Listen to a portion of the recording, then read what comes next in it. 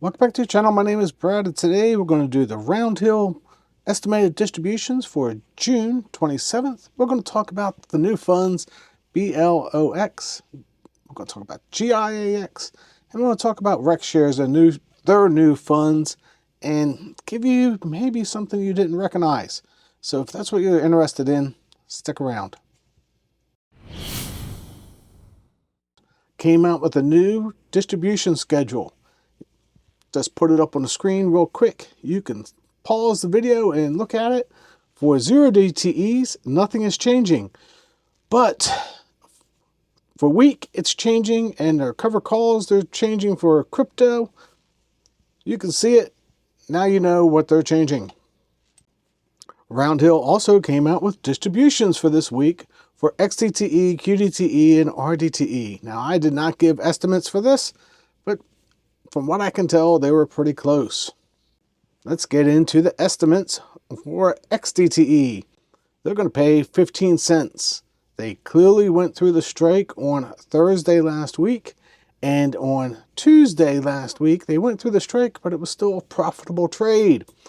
They're going to pay you that 15.78 cents, which is a little low. I'm also looking at this week so far, Monday and Tuesdays. That looks like it's going to be a little low, so you might see 2 weeks of low distributions.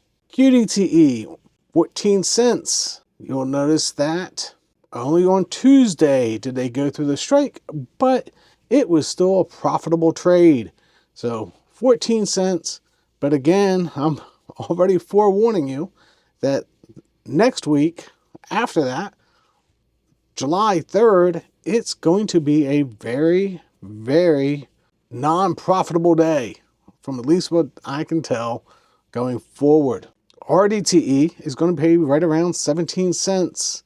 They had no strikes go through, so nothing to report there. But again, you're seeing weak profits on their calls for this week so far.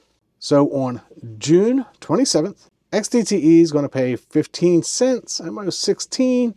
QDTE is going to pay 14 cents, and RDTE is 17.8 cents. Those are the estimates going forward, not for this week, but for next week. And it looks like the following week might be a little weak. Well, let's talk about the new fund, BLOX, from X Funds, from David. So what they're doing, we're just going to put this up and tell you what they're doing.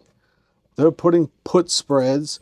They're putting put spreads on all the underlying actual stocks.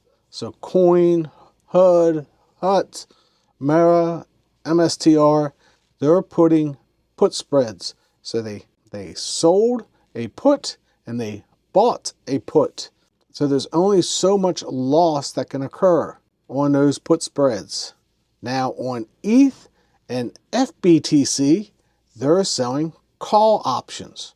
They also have HUDL. And what you'll notice with HUDL is it is uncapped. So they're not writing any calls on HUDL. So that's about 20% of the fund is unwritten on. So we're going to just track this for a few days, see how it's working. But you got to like this, because in a up market with Coin and all the rest of them, when they go up, you get all the premiums. When they go down, you only absorb the losses of the difference of the put spreads. We will see how this plays out, but it is a different strategy than you might see from other funds. Now on GIAX, when I took the new call spreads that they have on there, first one on the SPX, it is almost 0.7 out of the money. On the NASDAQ, it was almost 3/4 out of the money. And on the Russell, it was about 0.5% out of the money. So what that tells me is the fund can recover that in the next week without getting any capped. And if it stays below that for the next week, you earn 0.5%. That's kind of why I like GIAX. Might not be the fastest NAV, but you still get those high distributions and you still get upside potential. Lastly, I'm just going to sit here and talk to you about the new rec shares. So one thing that I noticed on the rec shares is you do not get the gap up of the weekends. So they write the synthetics on Monday morning and they write their calls on Monday morning. And that goes all the way through until Friday, and they close everything and it resets. So what we had, we had some gap up, some major gap up over the weekend, last weekend, but you didn't see it in the new funds. They do not capture gap up of the weekends. That also means that they don't capture gap down over the weekends. So keep that in mind. So Friday night, it stops. You get nothing, any changes in the stock prices over the weekend, you see nothing. And then on Monday, when they write the new synthetics and the new calls with 1.2% leverage, you get to see the movement from that point on. So keep that in mind that you're not going to see the weekends. So until next time, God bless.